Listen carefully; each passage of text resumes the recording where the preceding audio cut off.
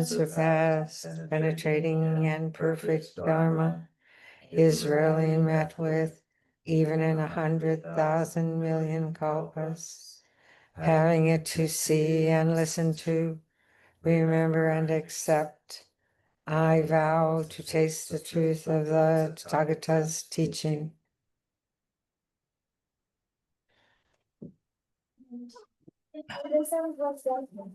Share their understanding of the teachings and practice. It is offered freely as a practice of Dana Paramita. Dana is a Pali word that means generosity or to give freely. And this practice is done without expectation of getting something in return. This is the spirit of speaking about the Dharma.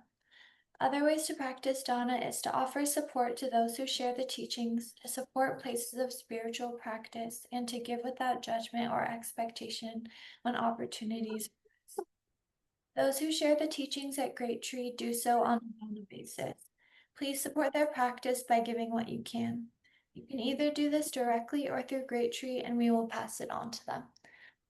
And today our speaker is Rev Teijo Munnich, who is a disciple and Dharma heir of Dainin Katagiri Roshi, studying with him from 1975 until his death in 1990. She received formal training at Kaching, the Moon Zen Mountain Center in Minnesota, Tassajara Zen Mountain Center in California, and Hosshinji in Obama, Japan. Reverend Munnich was ordained as a Zen priest in 1981 and within a couple of years began to envision a residential practice center and community for women. In 2005, Reverend Munnich opened Great Tree Zen Women's Temple, a practice center in Alexander, North Carolina.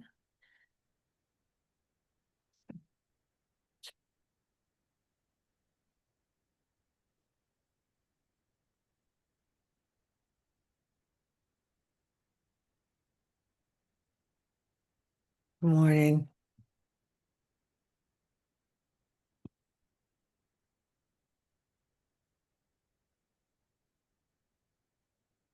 So, I titled this talk, Awakening the Dragon Spirit of Buddha Land Mountain Great Tree Temple.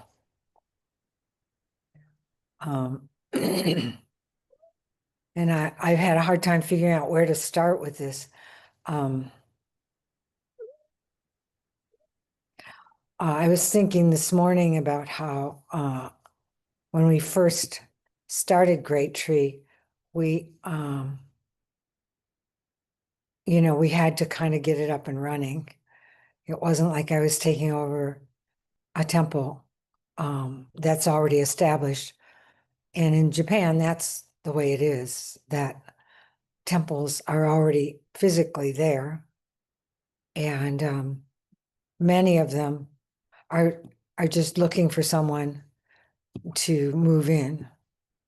In the case of Katagiri Roshi's temple, for example, in Japan, that he inherited from his teacher, he was not there. He had moved to the United States.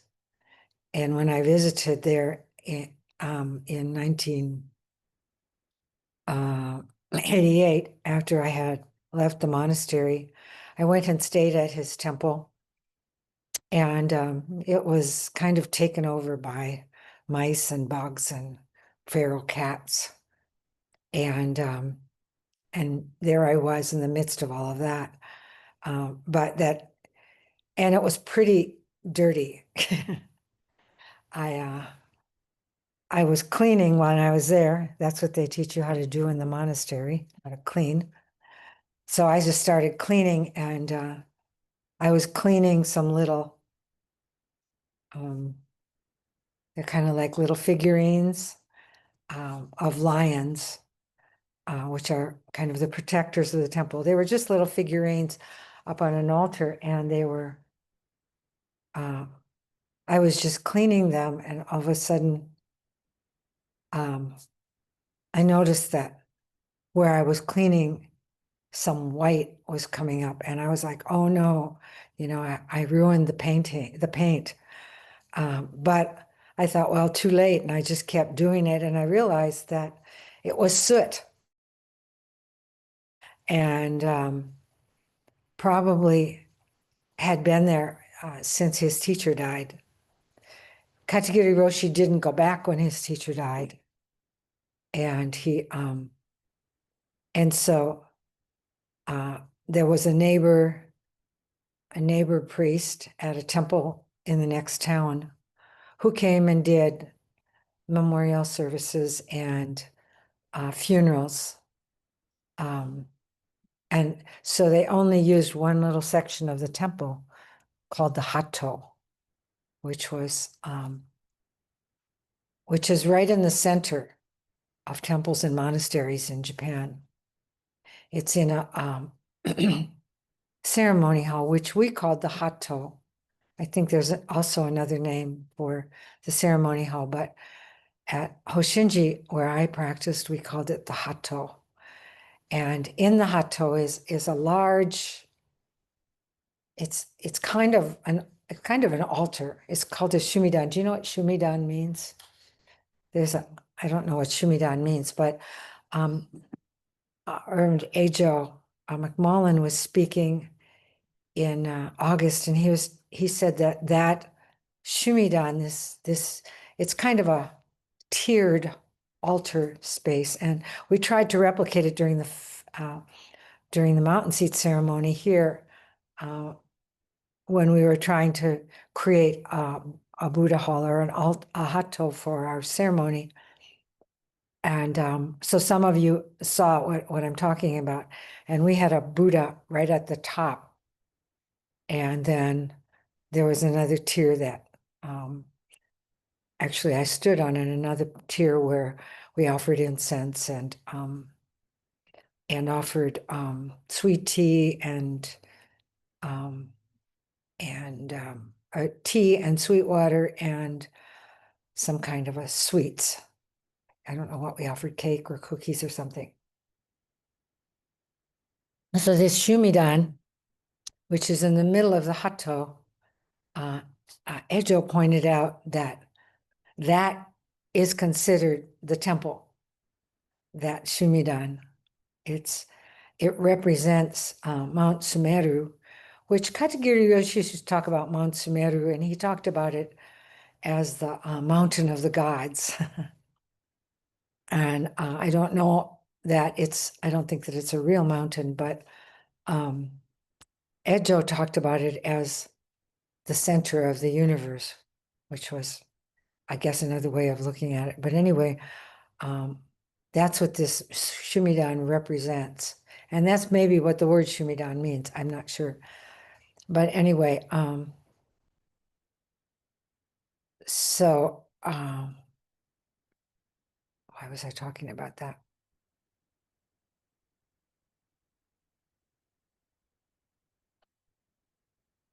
Oh, so that was the area where the shumidan was, or the ceremony hall, was the area of this fairly small temple of Katagiri Roshi that Katagiri Roshi inherited.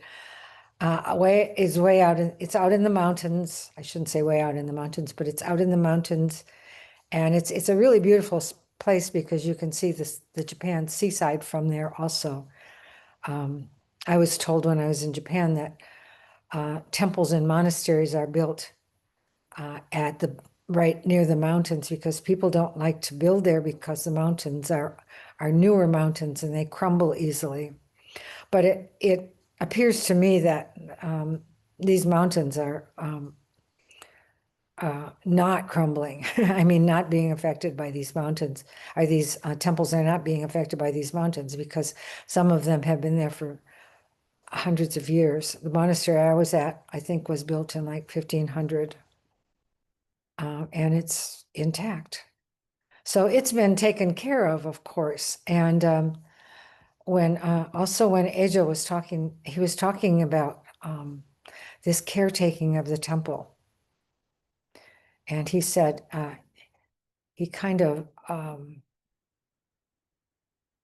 gave an example of a bonsai exhibit that was at a very large monastery that he was at when he was training and in Japan. And a bonsai, I think everybody probably knows what bonsai is they make little, they keep little trees, they keep them dwarfed somehow. And I guess by putting them in small spaces. And then I saw some bonsai exhibits like in train stations and things that were like little scenes or little replications of beautiful areas in Japan.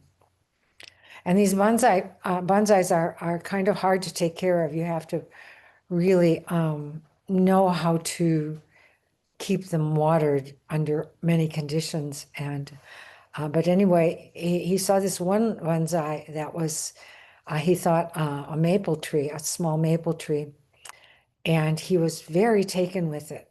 He said they were all beautiful trees, but this particular one kind of drew him in. And whenever he'd have a few minutes, and monastic life is very, you might say busy, but it's more than busy, it's just demanding. There's always something to do. And so to find a few minutes to sit and just be with anything is uh, is is not easy. And but he said he would spend this time with this bonsai tree that was there for about a week. And he said at one point he noticed there was a little plaque at the base of it, and it had a list of things. And Ejo he spent a lot of time in Japan when he was in high school and also when he was doing his training because his teacher was Japanese. So he could actually read this, and he was trying to read these characters, and he discovered that it was a list of names, 8 to 10 names. And he thought, this is strange. Why would they have this list of names here then? And he came to realize that, or find out that it was all of the masters, bonsai masters, that it had been passed from master to master, and they had all taken care of this tree. And so it was a list of all the teachers. And one of the points that he made about this ceremony is that it establishes the temple by a temple lineage of this kind by starting it. I didn't understand the meaning of the ceremony before we did it. And for many years, I was resistant to even doing it because as Reverend Cohen Franz pointed out in a talk that was given the year before, in Japan, it's very easy to have this ceremony for a temple where basically it's an installation of an abbot or an abbess of a temple, kind of recognizing that they are the next person that's going to be taking care of it. But in Japan, it's very easy because there are so many temples and so many priests available to come and help with the ceremony. And one of the requirements is that you have at least 12 ordained priests there to represent the bigger body of Soto Zen. And one of them has to be someone who is designated as a special representative of the headquarters, or of not just the headquarters, which is kind of the physical administrative place, but the whole leadership, or I don't know what you call it, of Soto Zen, including, major monasteries and including both sides of both the administrative and the spiritual side. So, but in the United States, there's only 2 of these people that are designated to do that. And it's not so easy to get ordained priests here because they're all over the country. So it becomes kind of an expensive venture. So for many years, what we were doing here at Great Tree was paying the mortgage and getting the practice up and running. And it seemed very, it was too big for us to take on something like this. And even now, as we took it on, we had to build a ceremony hall. Even the idea of having it in the Zendo was not big enough because, this ceremony is kind of initiated by the Sangha, by the people who are who are part of the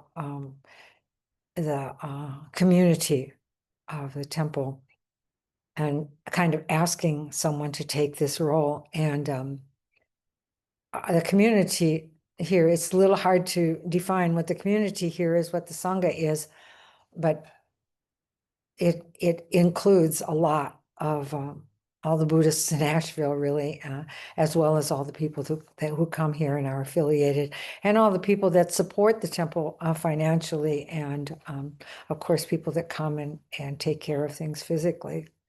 So in addition to kind of getting all of that together, we had to make this ceremony hall out in the yard so that we could accommodate all of this.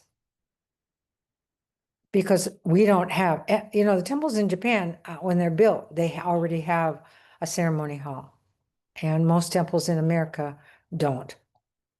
And so it was a very big deal. And so we had to kind of focus on getting a practice up and running and getting the place paid for. So this is 20 years since we've purchased Great Tree. And a few years before that, we were trying to kind of pull together all the details of creating a church in the United States. And so it was too big a thing to take on. But after the mortgage got paid, and after, in the last 20 years, we've had a lot of people come and go here, both for sesshin, for residency, for just general practice. And it has created a kind of spirit of practice, you could say, a kind of, as I often mention, Katagiri Roshi used to say that our Zazen practice gets into the walls. And when I was at Zen Center of Asheville, when it was in West Asheville, I felt like it actually went beyond the walls, that our neighbors were somehow touched and affected by our practice there, even though they really didn't understand anything about it, but they respected it, and they knew about it. They knew somehow that we were doing something there. We didn't have a sign or anything, but somehow they knew it. So I feel like, it's very important when you have a temple, that's kind of the function of the temple, is to cultivate the spirit of our deeper, all of our deeper aspiration. But somebody has to take care of that, has to take care of the spirit of the temple. And that is what one of the things that Ejo McMullen pointed out when he told his story about the bonsai, that someone had to keep taking care of the life of that bonsai for it to continue to live. And I don't know how old bonsai can be. I'm sure they have some limitations to their life, but I get the impression that they can be quite old. If they can have 8 or 10 masters that are taking care of them, it's a generational thing. And temples even have a longer life, of course, than that. Eiheji's been around since the 1200s. And Sojiji, I'm not sure when Sojiji was actually started, but it's been a while around for quite a while. And my teacher's temple, actually, one time when I visited Japan, and I visited his temple with one of my friends that I had been in the monastery with, as she looked it up to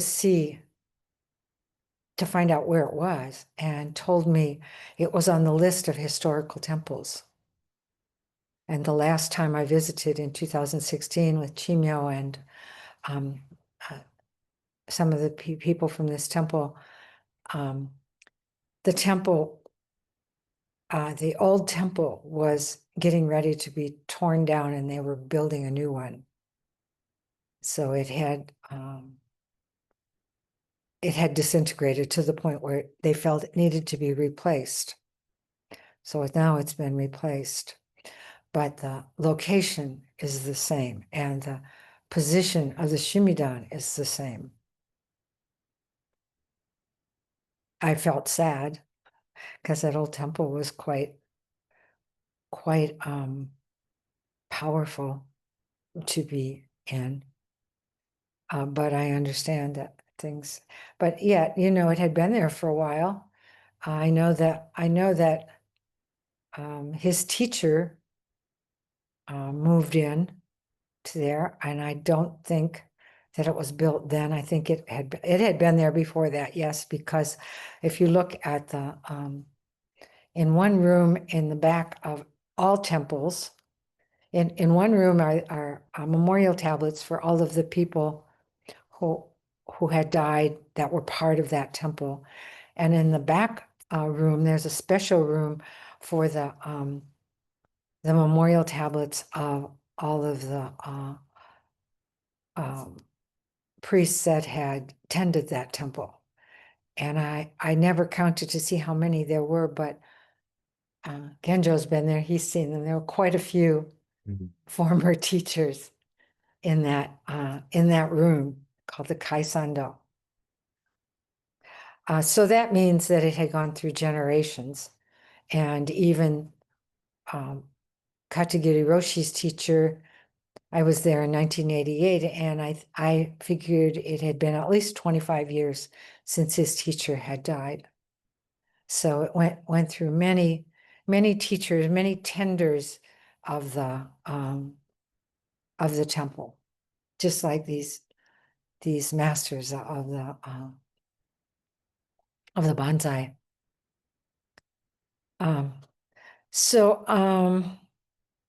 I did recognize, and Chimyo, I mentioned often, had been a real catalyst in making this happen, because after she spent some time in Japan, she really came back telling me, we've got to do this ceremony. We got to do this ceremony. And I kept saying, it's too expensive. And I just didn't think that it was that big a deal. But after we paid the mortgage, she said, now can we do it? And by that time, I had realized that doing a ceremony like this, and my friend Shohaku did this, but he did it in a much simpler way, in a way that is not recognized in Japan.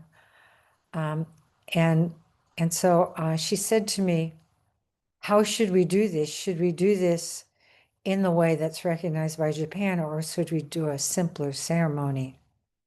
So I said, what do you think? And she decided, without knowing what we were getting into really, that we should do it in the more formal way that was recognized by Japan. And part of that, I think, had more to do with the meaning that is behind these kinds of ceremonies that have been done for hundreds of years in Japan, and probably came from China, that there's some deeper meaning, and that I think she understood that we wanted, it would be very valuable for us to touch that deeper meaning, although neither of us knew really what that was. And then she said, oh, well, we have to sew a 25-row okesa. Now, this is an okesa, what I'm wearing.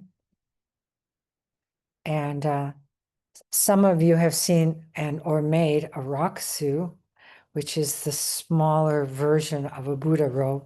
And kesa is a bigger version of a Buddha robe. And these are sewn, these are made in the form of a rice field, which is, blocks of places where rice is planted with walkways in between.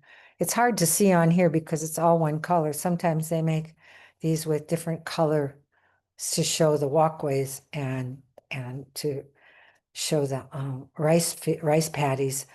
But in the rice field, at least traditionally, Buddha pointed out that in the rice field, things exist in peace and harmony. All of the elements of the rice field represent a harmonious life, harmonious existence. And so Buddha recommended that these robes be created in the shape of a rice field. And of course, his students,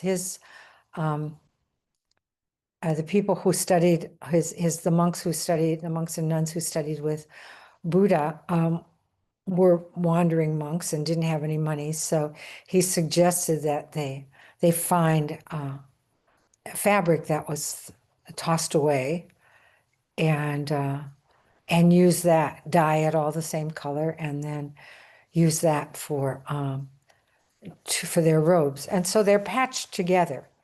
So, this image of the rice field really developed also from the fact that they had to be patched together. And he said, patch them together in this way because this represents harmony. And this is what we're trying to cultivate in this practice. This practice spiritual practice is for the purpose of learning to live in peace and harmony with all beings. So I want to share a little bit of what Teijo said that brought up this image of a dragon, which I really latched onto this image because, I like dragons. And just the spirit of the dragon. My understanding is that in China, the image of a dragon represents transformation. I once saw this instrument that is in the entryway to the meditation hall in monasteries and temples, and it's a big, often it's a fish. It's called a hoe, and it is a hollow fish, wooden fish, that is hung from the ceiling in these in the temples and monasteries. And it's one time that I know that it's used during meals, during formal meals in the meditation hall called gyohatsu, where you use the oryoki bowls. And I don't know what other times it's used. I'm sure that it's used in other situations too, but one of these that I saw was a fish on one end and a dragon on the other end. So this fish turning into a dragon. And that goes back to this story about the fish, when a fish can leap over into a waterfall, that they turn into a dragon, and they don't feel different, but it represents awakening. So that transformation that happens when we keep doing this practice to the point where we can actually leap over the waterfall and have experienced some kind of awakening. So, but he talks about this this dragon as being the person who is caring for the temple. And I'm just going to read you what he said about this. He said, I was visiting a monastery in northern Japan a couple of times over the last few years. One of my students was training there at a temple called Shoboji, which is and he talks about where it is in northern Japan. It was one of the very important monasteries in the Soto school up until relatively recently, one of the three mountains of the school, the three central monasteries of the school, and it served the northern region. The first time I was there, one of the teaching staff from the monastery picked me up at this train station. And when we were headed back to the monastery, he had called ahead to let them know we were going there. And he used this term, which we didn't use at the monastery where I had trained, or I hadn't really heard the term before. He kept referring to the abbot as Sanchu. He said, Sanchu sama, Sanchu sama. Sama is a kind of a honorific way of calling someone. Sanchu sama, and it's a very interesting term. It means something like the Lord of the mountain. And this character might also be used for the spiritual lord of a place. So oftentimes in Japan, if people are in a natural environment, like the woods, or in some kind of beautiful place, they might recognize that there is a spirit that is the overseer of that area.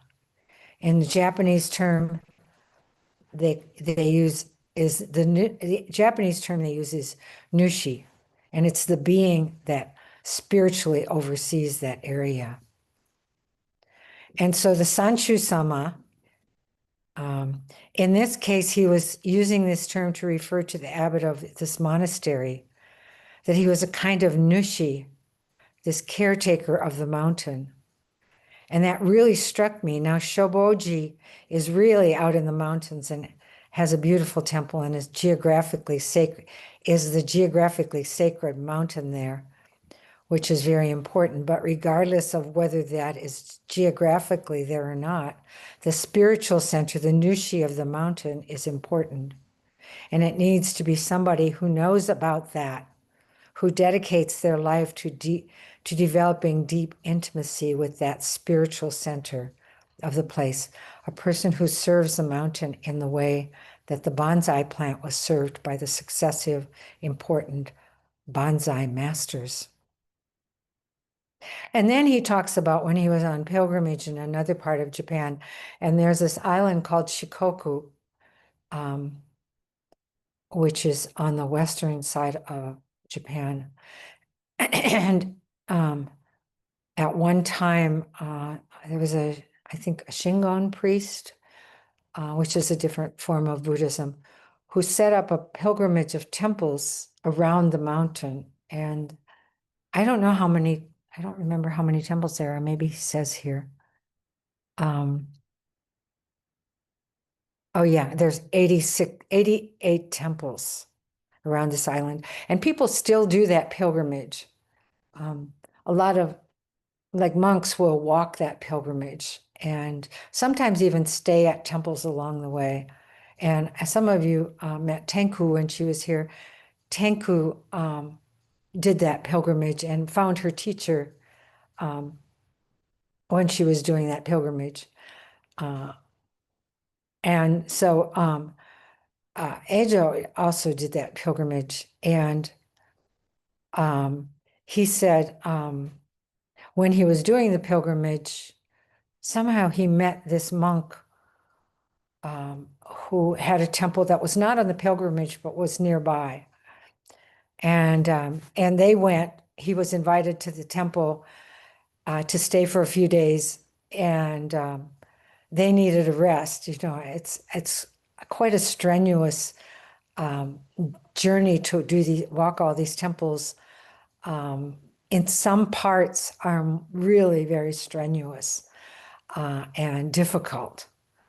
And so at any rate, they were kind of tired. So being invited to rest at this temple was very appealing. And they went and he fed them for a few days, very good food, and they rested and they talked about the Dharma. And he said,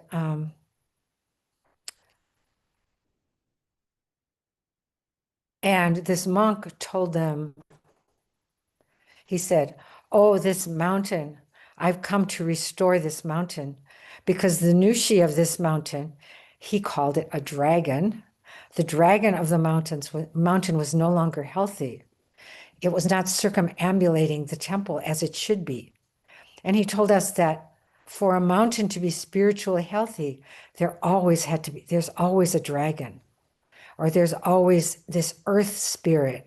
And that dragon is always circling the mountain, the spiritual mountain of the place. That would be the temple.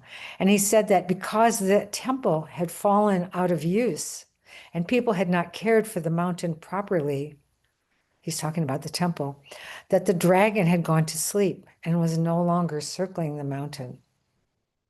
So he had been invited to be the abbot there a couple of years earlier, and he was in the process of reviving the mountain. And for him, particularly as a Shingon priest in this esoteric school, that meant going to important places on the mountain and doing particular esoteric rituals and making offerings in a particular way to awaken, encourage the dragon. And this struck me because one of the things that I realized once we got through this difficult time really of trying to pay the mortgage, once we got through that, and once the practice had been kind of embedded in this place to the point where you can actually feel it when you walk into the Zendo, or when you even walk through the mountain gate, you can feel something. Still, I had the question, what now? What do we need to do now? What do I need to do now as I age and as this temple is going to go through a transition to new leadership at some point? What do I want to share that has not been understood yet? That something that I had the benefit of experiencing in my practice at Minnesota Zen Center, at Hokyoji, Minnesota Zen Center's monastery, at Tassajara, and finally in Japan. And there's a very different experience of monastic practice in Japan than is present in American practice yet. I think it's moving in this direction as we go back to kind of the old country, to the country of origin, as Dogen went back to China to try and experience it in the 1200s. Those of us that have experienced something in Japan, it's really hard to put my finger on it. People say, well, what is it? What is it that you're trying to elicit? And it is very hard because when you're put into that situation, you don't have time to kind of think about what's happening or analyzing it, but a lot of shifts happen. In my case, I was there for about almost 2.5 years. And since I left, I've noticed something in myself, a different way of seeing things. Even, the spirit of begging, the spirit of takuhatsu. Begging is not a good translation of it. Mendicancy is a better translation, but that is not even easily understood in our culture. But it's sharing the Dharma in such a way that when you go out into this town. We went to different towns. Most of our takuhatsu is done in the town where the monastery was. The name of it was Obama. And when you go out, you chant as loudly as you can the word ho, which means Dharma in Japanese, and you ring a bell and you carry your bowl.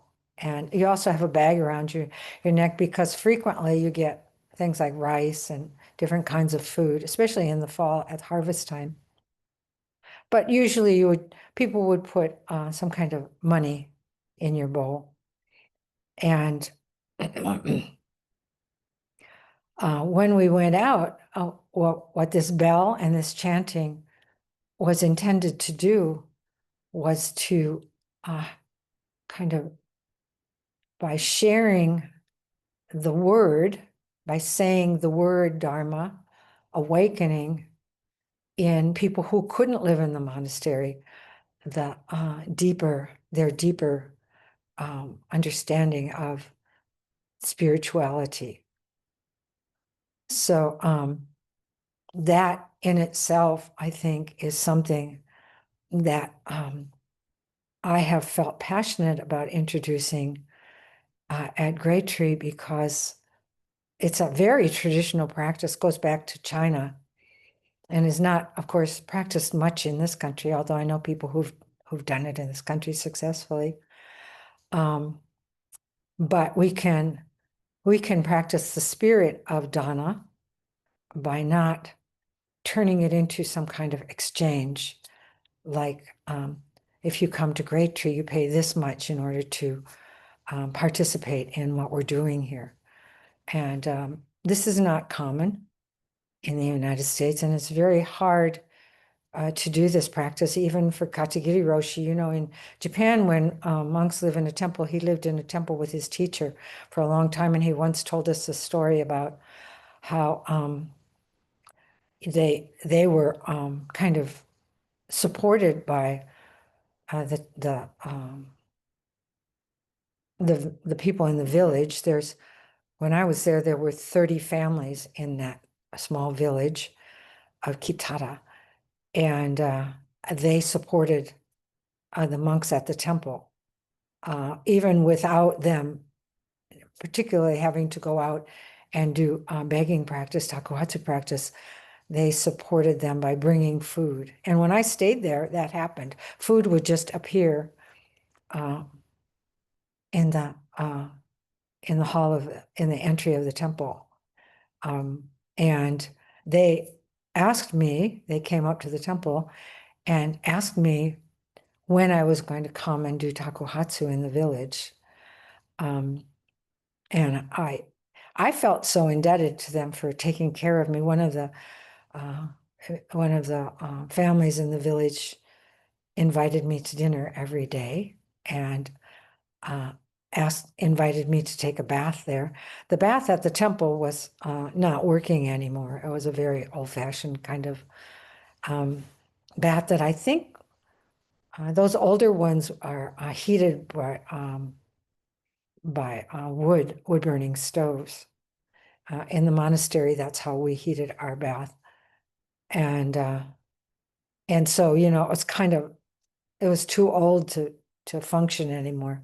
So they invited me to take a bath there. And just in many ways, they took care of me, but they invited me, could you please come and do takuhatsu in our village? That was considered a very important thing to many of the families in the village. And so I went out and I went door to door, which is in the monastery, we walked in a line and it did chanting and ringing the bells. But when there's another style that we did when we went out into the mountains, into the villages in the fall, and we went door to door. And so I did that. I went out and I received so much rice that after I went to half of the people in the village, and I had to go back to the temple and drop it off and then go out the next day. And I also received a lot of money, which was very helpful in helping me get back to the United States. Because when I went to Japan, I went on a one-way ticket.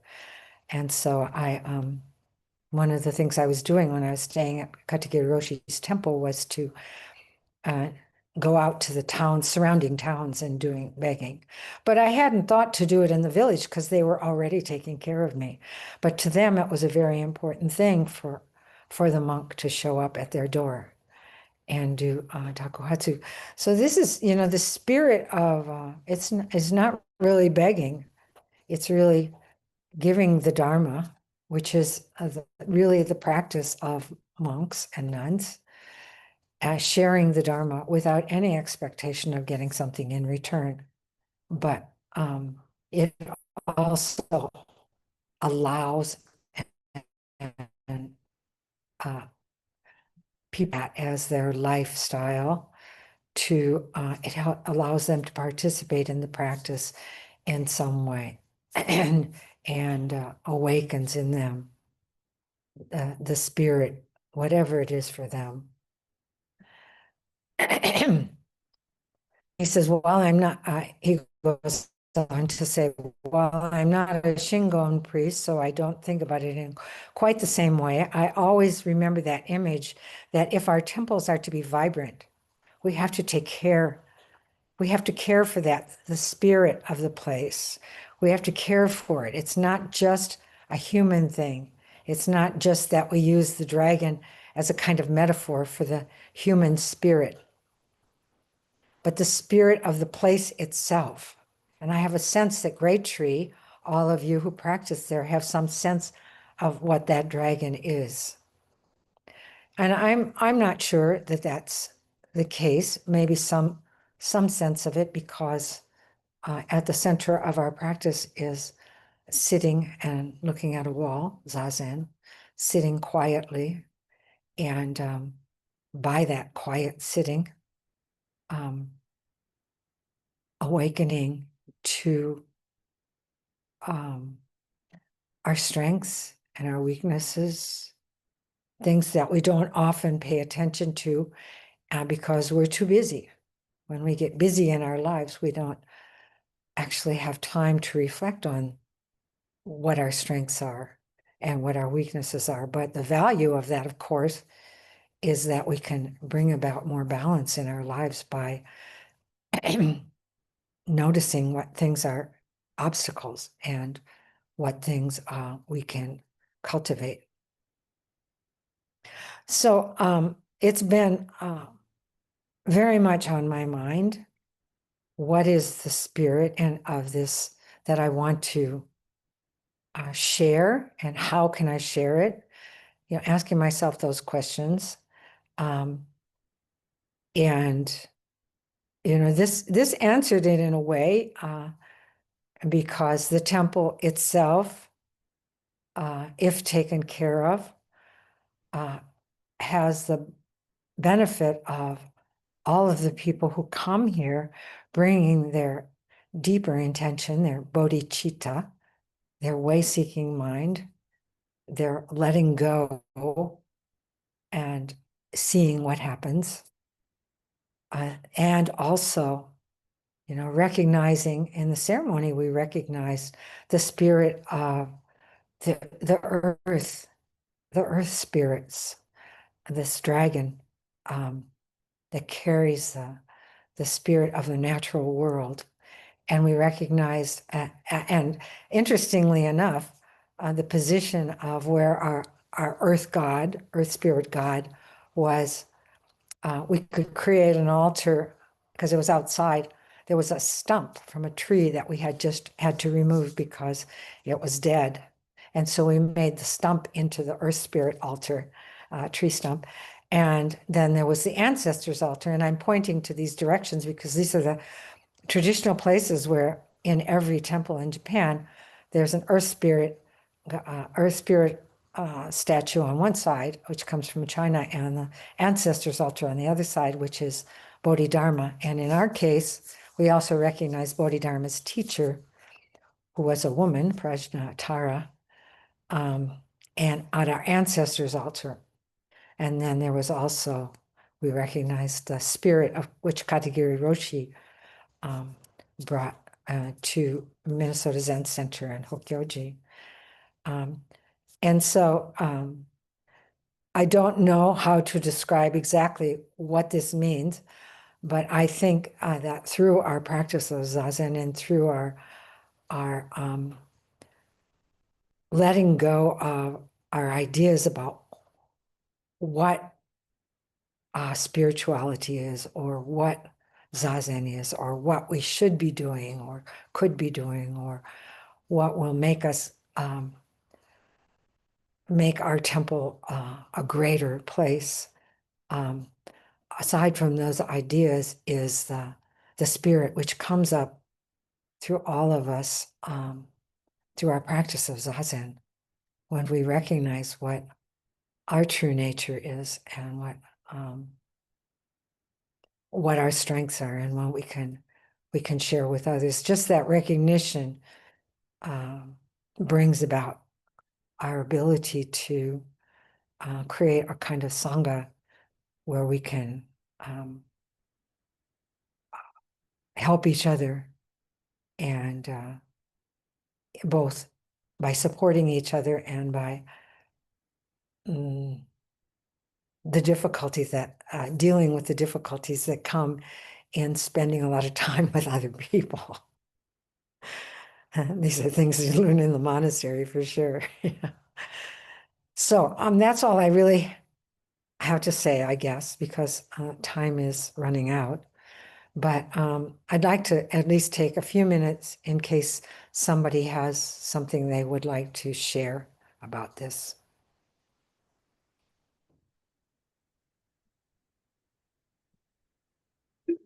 I just want to share a few other things about Takahatsu and my experience. And there's many ways to look at this, and one of them is that practice gives others the opportunity to practice generosity, and they really appreciate that. And that practice, we can practice that in our daily lives without going out on the street and begging in a way that people wouldn't understand, but just by giving people the opportunity to be generous. So this could take the form of when someone offers something, not saying no, simple as that. Right. But also we can be more proactive about it, like by asking for help. And people respond, and they appreciate being asked. And we're very averse to that in this country. We're so independent. And because we're so independent, we sort of forget how interdependent we are. And when I was in Japan, for my first practice period, Suzuki's son, I can't remember his first name, was the head of our practice period. And he gave a great talk about Takahatsu. And then we went on Takahatsu, and his primary intention was to teach us that this receiving and giving and receiving was a way to practice, actualize, and appreciate our interdependence, because we're actually doing it. I mean, we're actually depending on each other, and we can do that. I mean, we can do that in our current lives, and I think it's an important practice. I had a little experience with this when I lived in a Christian monastery. They didn't use the same terms, of course, but it was very similar. They lived on alms. And so they had a turn where people could come and put food. It was usually food, but they could put money or anything in the turn, and then they would check it every day to see what was given. But and then whatever it is, you had to eat it, you know. I mean, so if you got bushels of green beans, you had to immediately respond by thinking about how you're going to use them, how you're going to preserve them. So that also like reinforces interdependence, and also, yeah, gratitude. So we were dependent on other people for supporting us. And then there was a feeling of sort of responsibility, like, how am I going to live my life for the sake of these people who are supporting it? In other words, kind of like, am I worthy of these offerings? Now that can sound kind of negative, but it's an aspiration to be grateful and to live a life that's worthy of other people supporting it. Anyway, I thought those were some beautiful and helpful thoughts about Takahatsu. Thank you very much for that. It is that kind of when it's something you said kind of reminded me of one time when I was doing personal takuhatsu when I was away from the monastery and I was at the train station and all these people were walking by and walking by and walking by.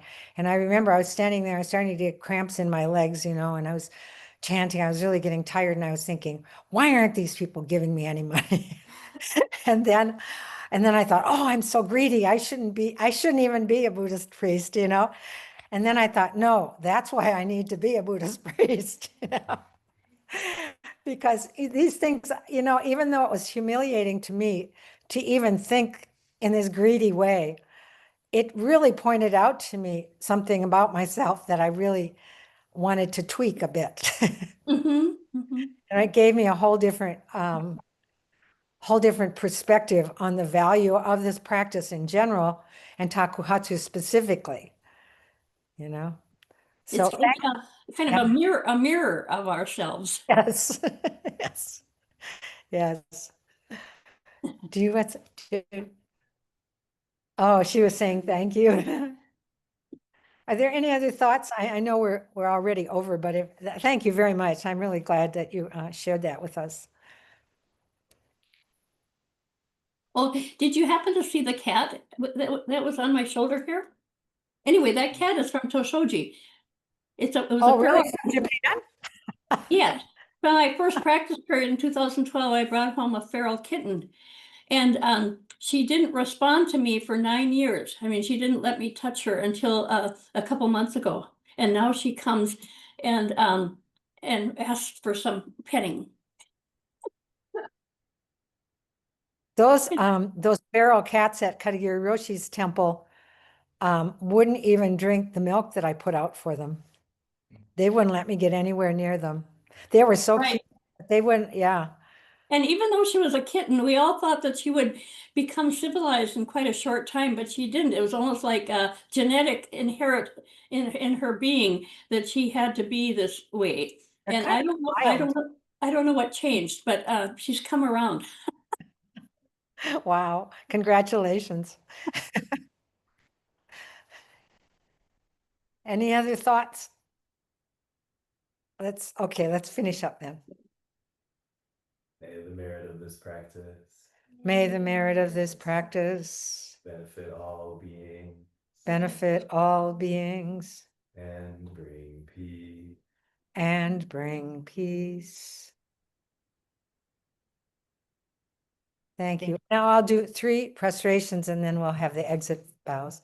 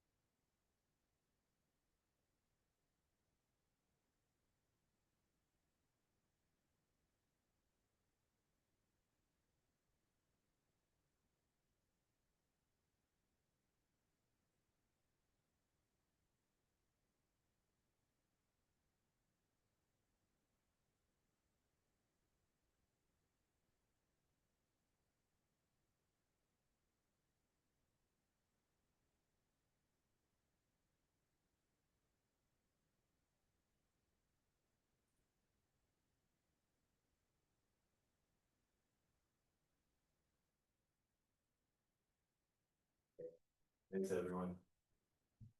You wanna announce it? During the work period.